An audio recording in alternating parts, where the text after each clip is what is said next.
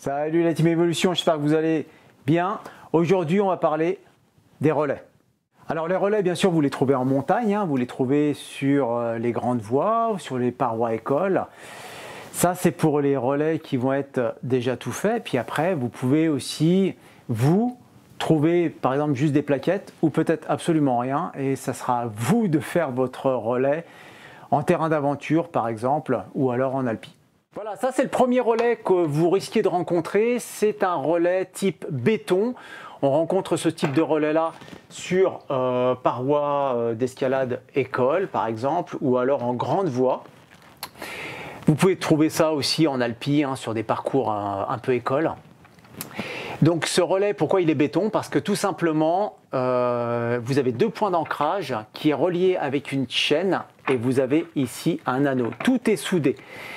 A contrario, vous avez les anciens relais qui eux étaient, la chaîne était reliée avec deux maillons rapides ici, au niveau des plaquettes. Alors maintenant, ces nouveaux relais-là vont remplacer les anciens, tout simplement pour éviter les fausses manœuvres et les accidents.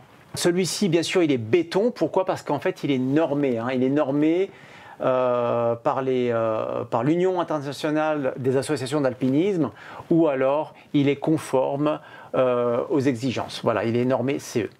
Alors sur le terrain, vous allez rencontrer, pas tout le temps, mais en règle générale, vous avez les ouvreurs qui nous mettent des plaquettes. Voilà, vous allez arriver sur votre relais, mais par contre, ça sera à vous de le confectionner. Donc, lorsque vous avez le relais ici présent, il y a un petit détail.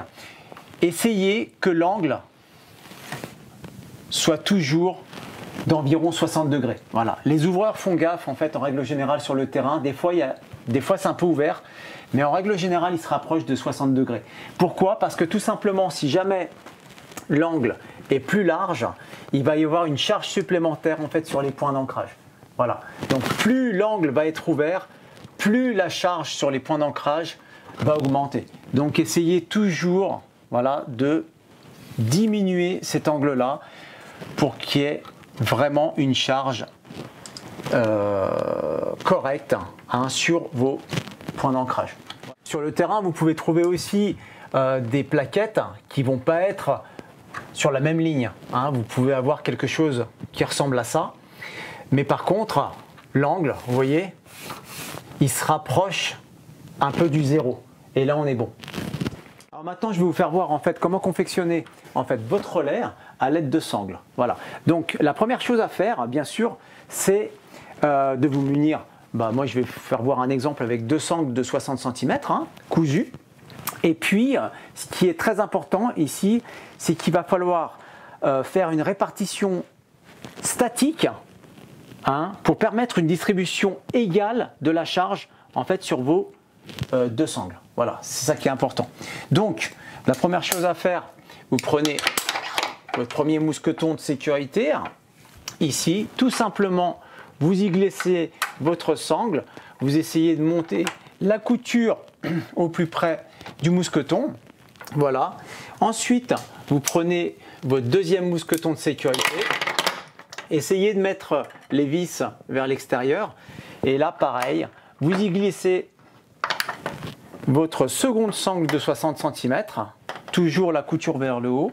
Et ensuite, vous récupérez un troisième mousqueton de sécurité que vous allez glisser en bas, voilà, pour confectionner votre relais. Ça, c'est un exemple. Bien sûr, vous allez tout verrouiller lorsque vous allez passer à l'action. Deuxième exemple, vous pouvez ici vriller une sangle, la passer tac dans votre mousqueton supérieur. Ici pareil, tac, vous pouvez vriller. Le but bien sûr c'est de raccourcir la distance vis-à-vis des deux points, mais vous augmentez un petit peu la résistance de votre relais. Voilà, toujours pareil, il faudra verrouiller lorsque vous allez passer à l'action, lorsque vous allez assurer par exemple votre second qui monte, ou alors si jamais vous allez réaliser une descente en rappel. Donc l'avantage en fait d'avoir deux sangles de 60 pour votre relais, qui sont bien distinctes. Bien sûr, on y a la répartition de la charge, mais si jamais il y a un point qui saute ici, voilà, vous serez toujours pris en fait sur votre deuxième point. Donc un autre exemple, si par exemple j'ai seulement une sangle de 60 cm à disposition, et ben tout simplement je vais passer mon premier bout de sangle sur mon mousqueton,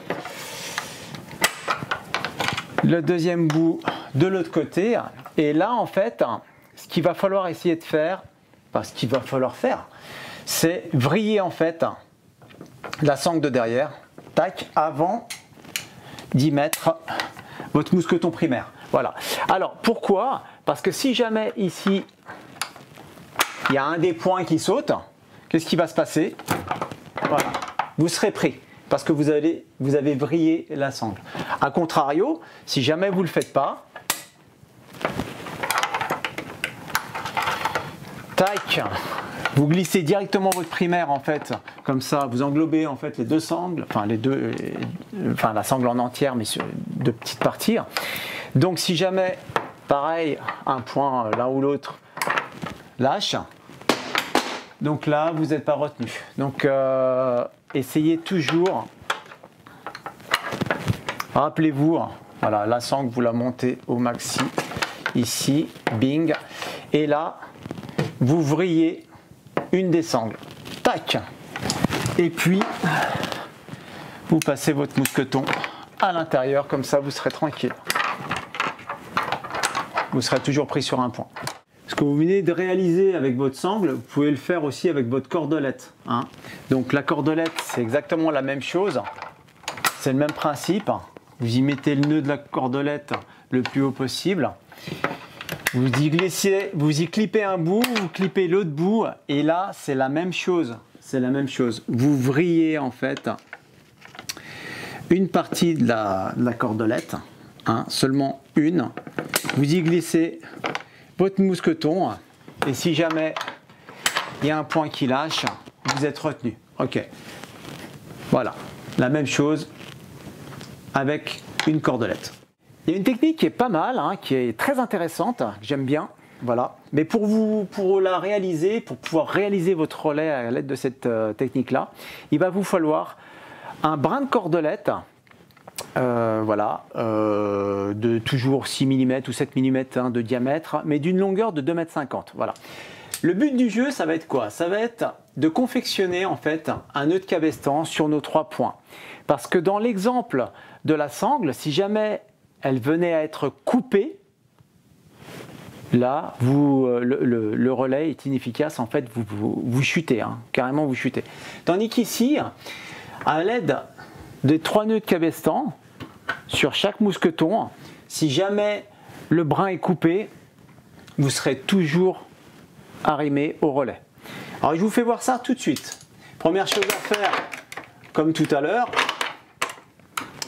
vous y glissez votre premier mousqueton et là vous confectionnez votre premier nœud de cabestan que vous allez clipper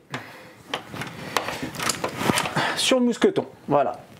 Ensuite, vous glissez le deuxième mousqueton. Vous choisissez un petit peu la longueur. Tac, voilà.